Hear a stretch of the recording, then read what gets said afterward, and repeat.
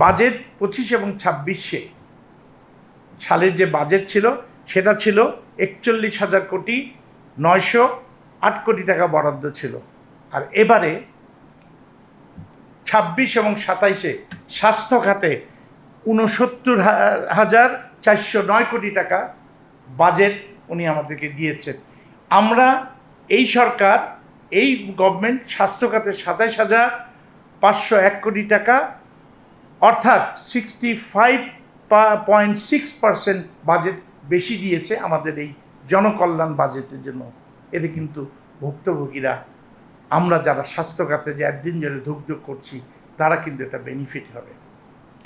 এই লক্ষ্যগুলি আমি এখানে একটু আপনাকে বলতে চাই যে স্বাস্থ্য খাতে ট্যাক্স যে অন্যান্য সুবিধা দিয়েছে, এতে এই কল্যাণগুলি কিসে কিসে কাজে আসবে।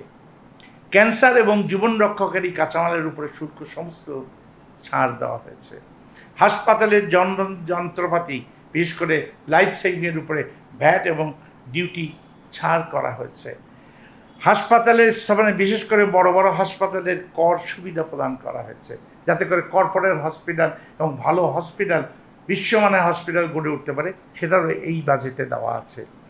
আপনি বলতে পারেন যে তাহলে সাধারণ মানুষের জন্য কী করে, এটাও কিন্তু সময়, কারণ এই সরকার একটা, আপনারা শুনেছেন তারেক রহমান সাহেবের বাজেটে একটা যে পাবলিক প্রাইভেট পার্টনারশিপের মাধ্যমে সরকারি হাসপাতালগুলিতে যে চিকিৎসা দিচ্ছে, ওখানে চিকিৎসার স্থান কুলন হয় না, এই যে অনেক রুগীরা ফেরত যেতে, এইটাকে প্রাইভেট পিপিপির মধ্যে প্রাইভেট সেক্টর হাসপাতালগুলিকে নিয়ে এসে সরকারি যে বরাদ্দ আছে সেই বরাদ্দ দিয়েই এই কর্পোরেট হসপিটালগুলিতেও তারা চিকিৎসার সুবিধা নিতে পারেন। এটাও কিন্তু ওনার এই বাজেট এবং পরিকল্পনার মধ্যে আছে, যাতে করে একজন নিঃস্ব লোকও বড় কর্পোরেট হাসপাতালেও সরকারি পয়সার চিকিৎসা নিতে পারে। কারণ হাসপাতালগুলি বড় বড় হাসপাতাল বা প্রাইভেট হাসপাতালে দেখা যায় 30% বেড খালি থাকে।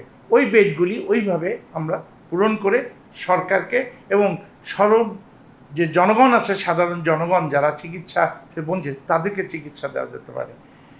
দরিদ্রের জন্য দরিদ্র সীমার অতিরিক্ত আমাদের যে দরিদ্র সীমার যে সিস্টেম আমরা যেটা করছি হাসপাতালগুলিকে, এই বাজেটে 4,166 কোটি টাকা ফ্রি চিকিৎসার জন্য আলাদা করে বরাদ্দ করা হয়েছে।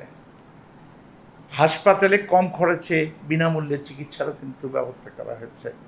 এনিওয়ে, আমরা এর সাথে বাজেটে ডাক্তারদের, আপনি দেখেছেন ডাক্তারদের নিয়োগের জন্য অলরেডি দেওয়া হচ্ছে, নার্সদেরকে বলা হচ্ছে। এবং আমরা যেটা বলছি যে এই স্বাস্থ্যসেবাটাকে উনি যে ভিশন দিয়েছেন, যে উনি এনএইচএসের আদলতে আমরা রেফারেল সিস্টেমটা যদি আমরা আজকে গ্রাম রূপ থেকে, বিশেষ করে prevention is better than the cure, সেই ক্ষেত্রে আমরা পাবলিক হেলথটাকে আমরা জনগণের কাছে নিতে যাচ্ছি, জনগণের উদ্বুদ্ধ করতে যাচ্ছি। এটাও কিন্তু এই বাজেটে এবার আছে। মেডিকেল শিক্ষা ব্যবস্থাও এখানে আছে। এটা একটা, আপনি বলতে পারেন এটা এত বড় একটা বাজেট জানি, অবশ্যই চ্যালেঞ্জিং। এবং আমাদের যে ত্যাগ দীক্ষা নিয়ে আমরা এতদিন পরে এসেছি, মানুষের ভিতরে যে অদম্য আছে, আমরা আশা করি আমরা এই সরকার এই সুন্দরভাবে এই বাজেটকে চ্যালেঞ্জিং বললেও এটাকে বাস্তবায়ন করা সম্ভব। আপনি রাস্তায় হেঁটে যাচ্ছেন, হেঁটে গেলে আপনি কিন্তু রাস্তায় বাধাপ্রাপ্ত হতে পারেন, পড়ে যেতে পারেন, উঠে দাঁড়াতে পারেন। এটা যতক্ষণ পর্যন্ত আমরা আমাদের অভিষ্ট লক্ষ্যে এবং আমাদের দৃষ্টি এবং আমাদের যে নীতিগতভাবে আমরা যেটা সিদ্ধান্ত নিয়েছে আমাদের এই সরকার, সেটা ইনশাল্লাহ বাস্তবায়িত, আমরা আশা করি জনগণ এতে উপকৃত হবে।